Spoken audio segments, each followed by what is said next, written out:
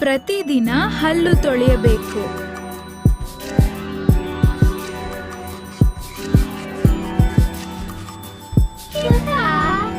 ಸ್ನಾನ ಮಾಡಿ ಸ್ವಚ್ಛವಾಗಿ ಧರಿಸಿಕೊಳ್ಳೋಣ.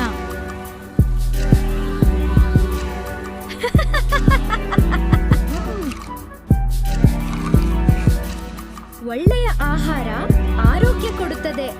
ಓ ಹೌದು, ನಾನು ಶಾಲೆಗೆ ಹೋಗ್ತಾ ಇದ್ದೀನಿ.